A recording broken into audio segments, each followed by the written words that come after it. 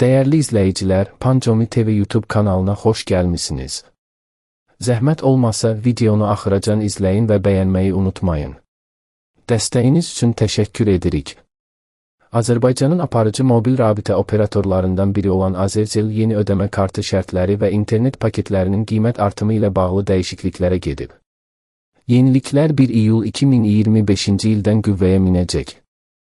Yeni dəyişikliklərə əsasən bütün nominallı 1, 2, 3, 5, 10, 25, 50 və 100 AZN ödəmə kartlarının yükləmə müddəti nominaldan asılı olaraq müəyyənləşir və 90 gün istifadə müddəti qüvvədə qalır. Bu müddət ərzində istifadəçi balansına yeni kart yükləyərək həm əvvəlki vəsaiti, həm də yeni balansı sərbəst şəkildə istifadə edə bilər. Bundan başqa, elektron ödənişlər üçün minimal məbləğ bir AZN qaldırılıb. Əvvəllər 3 manatla 20 gün aktiv olan mobil xətt üçün artıq 25 manat tələb olunur ki, bu da istifadəçilər arasında ciddi narazılığa səbəb olub. Yeni tariflərə əsasən 1 və 3 saatlıq limitsiz internet paketləri müvafiq olaraq 0,4 AZN və 0,5 AZN bahalaşıb. Bu artım da istifadəçilər tərəfindən tənqid edilir.